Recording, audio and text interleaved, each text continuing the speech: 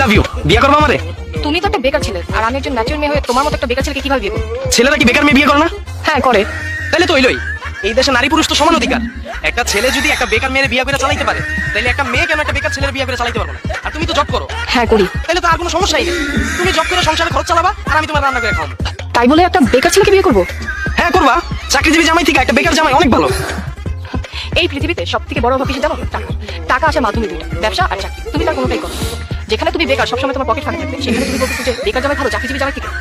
অবশ্যই ভালো। চাকরিজীবী জামাই বিয়ে করে বর্তমানে মেয়েরা বহুত টেনশনে থাকে। সারাদিন অফিসে যায় কোন মেয়ে কলিগের লগে যায় প্রেম করে, চ্যাটিং করে। তুমি কি দেখবা সারাদিন তোমার ভিতরে একটা মনে টেনশন থাকবো? আচ্ছা ধরো তোমার জামাইটা যদি ভালোও করে, সারাদিন তো জব করতে করতে সময় পাবো না, তোমার তো সময় দিতে পারবো না। আর আমার দেখো, আমার ভিতরে সবকিছুর অভাব হইলো সময়ের কোনো অভাব নেই। আমি তোমার প্রচুর সময় দিতে পারবো। কিন্তু আমি যে সারাদিন অফিসে থাকবো, তুমিও তো চাইলে পরকে করতে পারো।